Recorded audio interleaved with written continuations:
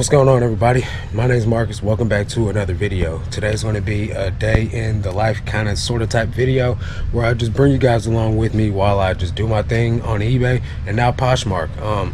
I already shipped my orders out, guys. I left the camera at home and I just, came in here and just did my thing. But what I can do is go over the numbers with you guys of what's going on with eBay. So yesterday was a pretty slow day, right? Total of $320 yesterday, right? For a total of 10 orders. Now that's pretty low, right? Considering the fact that I'm listing 30 a day now.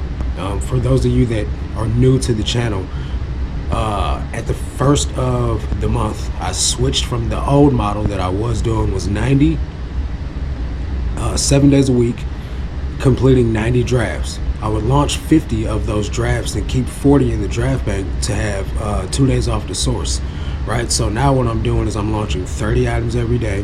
I do 90 3 days a week. Today is one of those days where I'll do 90, and then I take 4 days off a week. 2 days off the source, and then 2 days off to do whatever I want to do in those days. If I want to go source on those days, I can. Now, 10 items yesterday. And I guess what I could try to do is go through my solds. Let me go through the solds and show you guys what sold. Okay, so yesterday I sold 11 items for $320. Correction. 44 millimeter pearl snap shirt sold for $16.50. Pair of Levi's women's jeans, $5.50, sold for $20. A Gap t-shirt sold for $8. Nike pants, just some dry fit pants, sold for $14. We got a Thread Supply jacket, sold for $20. Tommy Hilfiger hoodie, sold for $14. Pittsburgh Pirates jersey, sold for $40. Old Navy women's jeans, size 18, high-rise flare, not just some basic Old Navy jeans, sold for $20. We got a Vineyard Vines vest, men's small, sold for $13. Then we have some Bonobos pants, new without tags, men's 31-30. Those sold for $35. And then we got some Nike joggers, men's medium, sold for $20. So 11 items. Let me check this out. If I can get it to load, I'll show you guys the ASP from yesterday. It was actually pretty good. I keep getting this thing saying we ran into a problem and can't show your sales metrics information right now. Please try again later. So what I'm going to do is go to this trusty calculator. We got 320 divided by 11. So that's $29 is the ASP. And that's just for yesterday, right? So, okay guys, so what we're looking at here is sales data from the 25th of August to the 27th of August. This is the last weekend of August, right? When I was doing 50 a day, right? I sold 83 items for a total of $1,600. This was doing 50 a day, right? Now this metrics right here are from 9/15 to 9/17. So this is this past weekend. I sold 53 items, right? Way less than 83. That I sold $1,400.79. So almost $1,500, right? So $121 difference. And I sold less items. So the ASP is going up, and that's actually helping. So if you guys can see, I may be selling way less items, but the money that I'm making off the less effort is starting to pay off. So let's look at what we can right now for total for this month and see if we can notice a trend in the, sorry about my head being cut off, notice a trend in the ASP going up. Now, I know yesterday's ASP was up to $29. Right now, when I first start going for raising my ASP, picking up higher average sales price items, I was at $18 for my average sales price. Right now, we're at $19.91. So that's just for this month, right? So we're climbing up slowly. So all I got to do is continue to keep doing more of this. And by the end of the year, maybe we can get that ASP to be about $25 an item, and that'll be all right. I'll be okay with that. We'll just keep focusing on getting higher average sales price items, not taking ridiculous 50% off offers, and focusing on items that are going to sell for a good amount of money. So let's check and see what we got going on today so far. Today has kind of been off to a slow start. So we're at 5 items for the day, right? And total for the chart, we're at $156 for the day so far. So almost halfway what I did yesterday, and it's 11:51 a.m. So hopefully things will continue along this trajectory, and the day doesn't just jump off a cliff like it did yesterday, and we'll see. So what is next on the agenda is getting 90 sets of photos taken. I got 90 items laid out right here.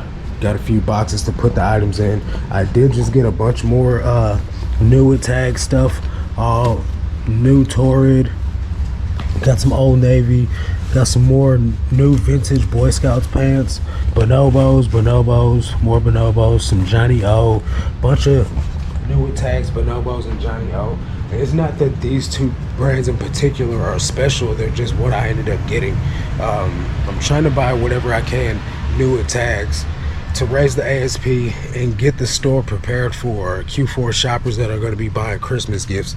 And obviously new with tag stuff is going to sell better during the winter time, during the Christmas season, Black Friday season, and all that stuff, versus used items, unless they're used grails like vintage sweatshirts, band tees, things like that are going to actually be super in demand no matter what time of year it is. And then I'm also still focusing on picking up vintage jeans and things like that. Flannels are something that you guys need to be picking up. For me, let's jump back into these numbers real quick. For me right now, sweatshirts and flannels are the second and third category. Okay, so let's look here. This is the top 5 categories for me. Number 1 is men's clothing, t-shirts. Number 2 is men's clothing, activewear, hoodies and sweatshirts. And then number 3 is casual button-downs and shirts, and that's due to the fact of flannels and things like that, you know, longer sleeve knits and woven shirts even are just picking up right now, just because it's that time of the year for people to start spending money on colder climate clothing versus warmer climate clothing. So they're not buying the shorts. Shorts was number 3. Now it's not even on the list. Men's jeans was on the list, but it's not on there no more because sweatshirts and hoodies and flannels have moved up in the ranks. So this is what we must do, trying to combat slow sales, trying to combat eBay being all weird, and we got to try and take back a little bit of the control, right, by listing items that buyers are actually looking for. We can have all our long tail items and things like that. I'm not telling people to not have their long tail bread and butter that sells, you know, 1 or 2 a day, but you know, you got to have them around for a while and a lot of them for those sales to come in. I'm not telling you can't do that. I'm not telling anyone they can't do anything. I'm doing eBay this way for me because it's what's actually going to be the focus moving forward, because I think it's what's going to work for me, right? While I was doing this high volume, low ASP, it caused for me to be a grind and a slave to eBay, right? I wasn't having much time to do the things that I care about doing in life. So now with me being able to get all my work done in 3 days, focus on picking up some good items, I can still have a quality of life and still make decent money while I'm doing it, right? So like the numbers aren't that different. While yeah, yesterday 320 is not the goal. That's definitely not the goal. But as long as the week finishes out at a higher, you know, net profit than not, I think I'm doing fine. So I'll keep doing this for a few weeks. Try to give you guys some numbers towards the end of the month, or maybe let me give it a whole entire month. So maybe in October, and I'll give you guys some metrics to show you the change from when I started doing everything to where I'm sitting at the time that I give you the numbers. Sorry about all the rambling, guys, and I really want you guys to know that I'm not just trying to get on here and just talk a bunch of gibberish. But I've already shipped my items out, so really what I'm trying to do is give you guys an update of what's going on inside the store since all these drastic changes have been implemented. So as you guys know, I started selling on Poshmark, so let me pull up my Poshmark closet. That's not a word, that's not a sentence that I thought I would be saying ever again. But lo and behold, here we are. I'll share this closet because it doesn't matter. I don't think that this is the reason why I don't share my eBay store, right? Because everybody goes to my, and I'm not trying to sound negative, I'm not trying to sound bad or ungrateful, but all my subscribers and people that are not subscribers go to my eBay store, right? And then they look at my listings, and whatever they're doing over there, they bring down my metrics, they hurt my sell-through, they increase my bounce rate, and then they don't buy anything. So it hurts my eBay store. That's why I don't have an eBay link anywhere. I don't want anybody going to my eBay store, right? Because that's my bread and butter. That's how I pay my bills. Poshmark, you guys can go here. None of that matters. You guys are not going to hurt my Poshmark store by coming to look at stuff. So I got 507 items listed. And I've had to sell every day for the past 3 days. Now, while it's not like incredible money yet, you know what I mean, it's promising. It's showing a good promise because I'm able to have daily sales here. Now, what I don't like is I sold these Abercrombie & Fitch jeans right here, and they sold on eBay at the same time. So what I ended up having to do was cancel the Poshmark order because I'm not going to get dinged for canceling an order on Poshmark. And then so I sold these Japna pants for 15 bucks, and I sold this Nike pullover for 16 bucks on Poshmark. So I sell every day, and I'm only at 500 items right now. Now, what my cross lister, my VA that does all my listings, he's doing 100 items a day. I might have him do 200, but Vendu is so easy, guys. Like, let me just get on here and show you real quick. I'm gonna import an item. I'm gonna just import one item and show you guys how stupid, ridiculously easy this is. All right, we'll do this one right here. Simply Southern shirt. Import the item, right? This is so cake. Go to the inventory. And this is all you gotta do. Click on the item. I go to the eBay link first. I copy my description, right? Copy description. I click to the Poshmark link.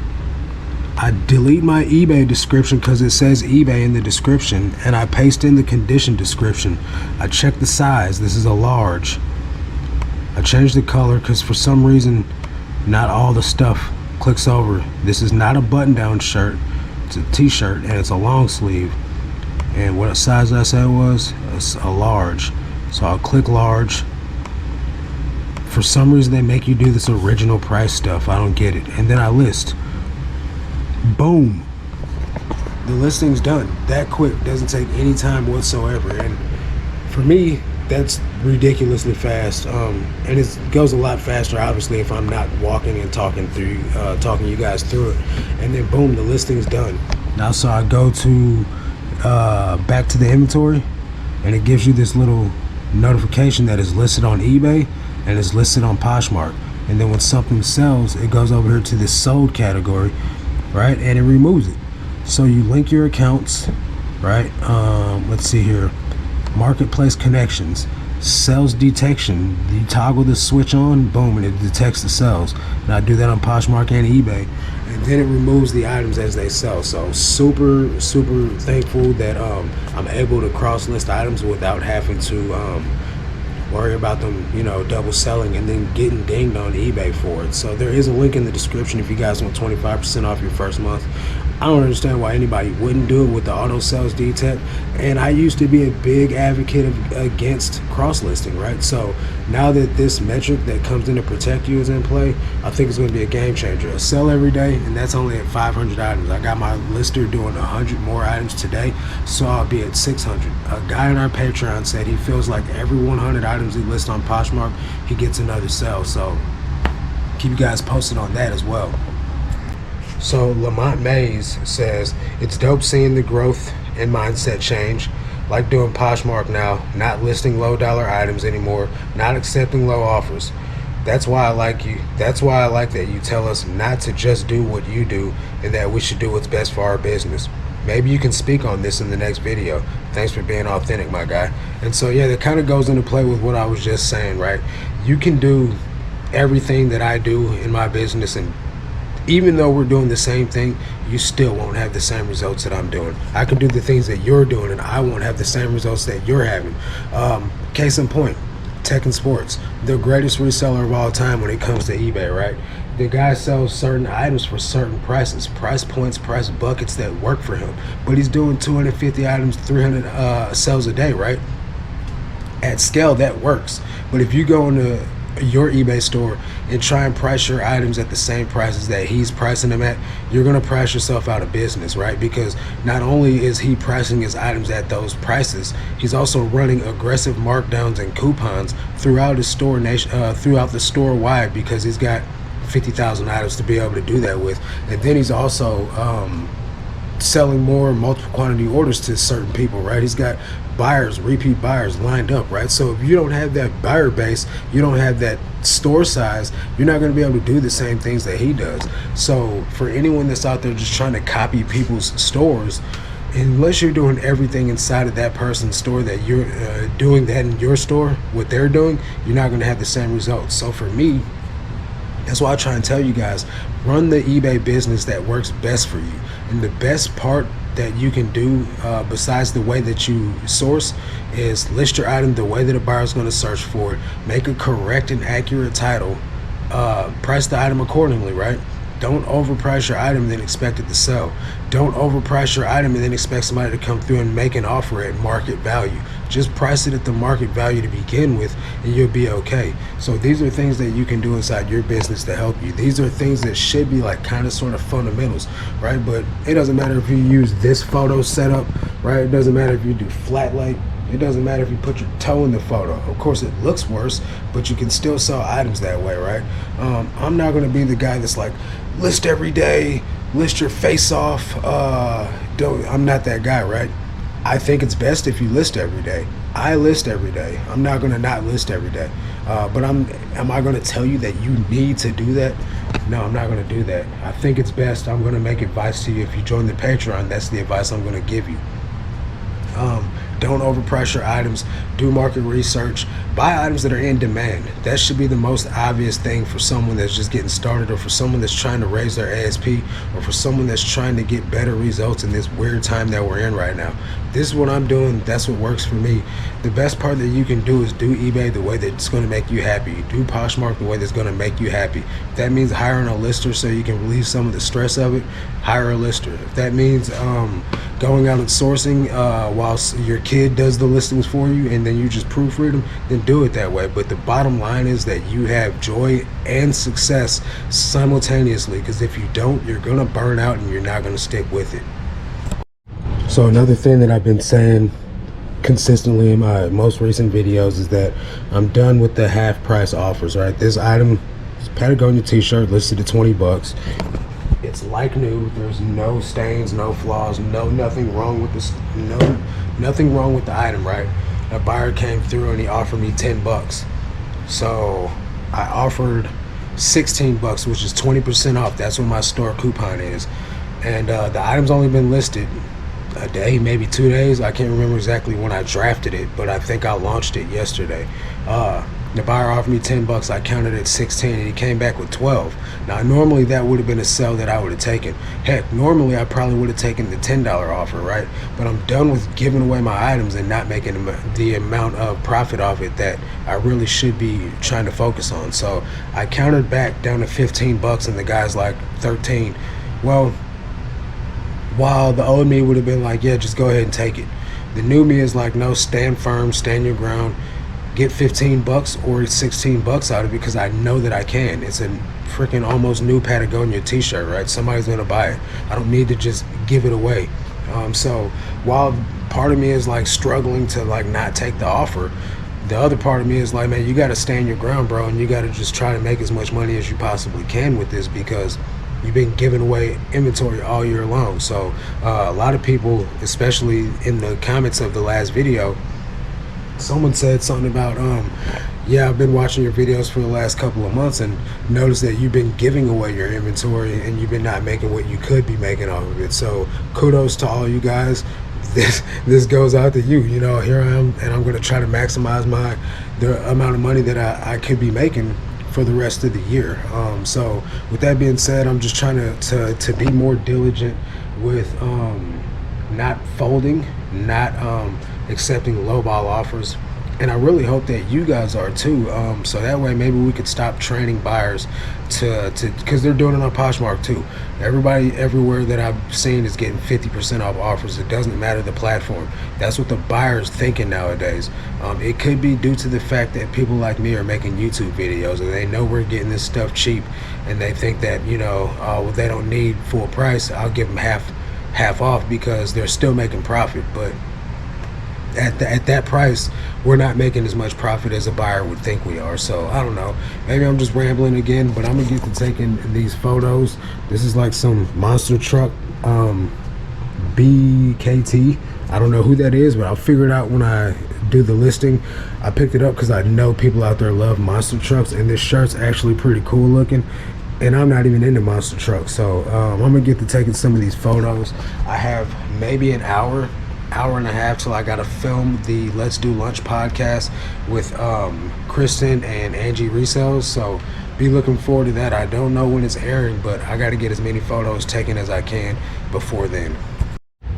All right guys, I got 20 sets of photos taken. I figured I'd stop and answer another question. This one comes from Patrick Dixon. Says, thanks, more shipping videos, explain the cat hoodies international flat rates, how it works. Appreciate you and the sharing. So flat rate for me means that it doesn't matter what the item weighs. If it's under a pound, I'm going to ship it USPS ground advantage, and I'm going to charge the buyer $6.50. Hats go into the 8x6x4 boxes that I buy with my eBay store coupon once a quarter, right? So I don't have to pay for hat boxes. It's these right here, 8x6x4. I order those 50 at a time. Usually lasts me a while since I don't do hats every single day. Put the hats in that box, boom. Now with a first class or with a priority item, I ship all my priority items in either these flat rate envelopes, and I charge $8.95, right? If it can go for $7.20 because the item's near me, I'm going to use a Tyvek envelope, right? It's going to go for $7.20, not because of the Tyvek envelope, but because of the distance and the weight of the item. So if it's near me and it weighs under a certain pounds, I think it goes up to 4 pounds maybe. Don't quote me on that. I know 3 pounds goes up to $7.20. I just think it depends on if it's in your state or in your same zone. If it's going to go for $7.20. I'll use those Tyveks. If it doesn't fit in a Tyvek, I'm going to ship it in a legal, or if it doesn't fit in a regular flat rate envelope, I'll ship it in one of these legal flat rate envelopes. There's very little that doesn't fit in those two flat rate options, and I charge $8.95 for both of them. The only time that I'm charging more than $8.95 for a priority envelope or for a priority item is if it has to go into a medium flat rate box. Then I'm charging $14.95. Those are the only price structures that I use on shipping.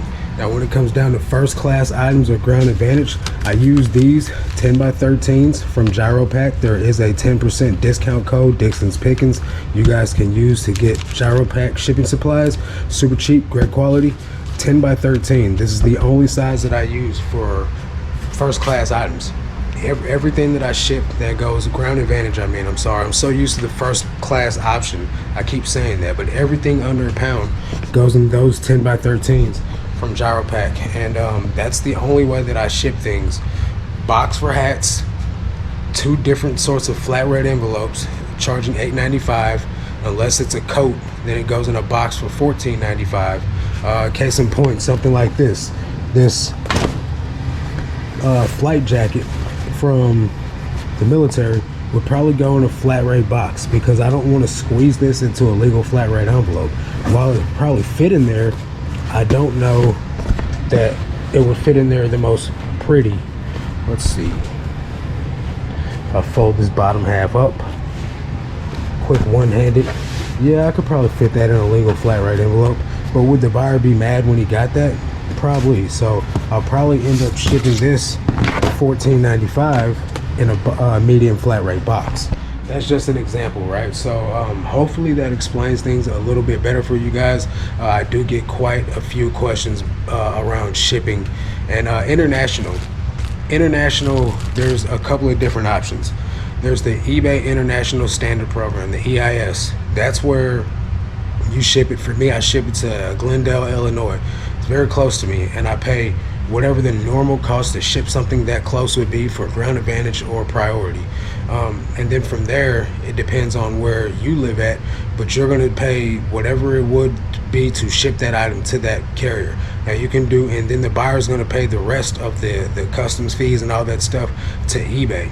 Now you can do international standard delivery, which is not the same thing, but it sounds like it, where that's a deal between you and the buyer directly, and it's going to cost you a lot more money on the end. You got to deal with a customs form, and then if the package gets lost or anything happens customer service wise, you got to deal with the buyer yourself. It's a total headache, and it costs you a lot more money. So with eBay International Standard Delivery, eBay takes care of everything. If the buyer wants to return an item, they refund the buyer, you keep the money, the deal's done. No problems in between there. If the package gets lost, once eBay gets it from you at the hub, it's on eBay. There's no loss to you, no damage to your account. And then I don't think that you get negative feedback either from buyers that are on the eBay International Standard Program or eBay International Delivery. So I think there's a lot of talk right now whether it's hurting people's sales or not. I don't know. I get eBay International sales all the time. I don't think it's really hurting anything. I haven't turned it off yet either to see if things go up either. So I'm not an expert on that point when it comes down to is it hurting my sales or not. Speaking of sales, I'm going to give you guys a quick check on the overview page before I get off here to hop on Kristen and Angie's call. So right now we're at 7 sales for the day, and I'm at $223. So earlier I was at 5 sales for the day, or 5 sales, and I was at like 150, 160 almost. So we're doing pretty good for the day so far. Very thankful for that. I'm going to go ahead and hop off here, guys. I think this video's ran on long enough, and I'm going to holler at you guys on the next one. That's going to do it for this one. Catch you guys on the next one. Until then, let's make this cash, guys. Peace.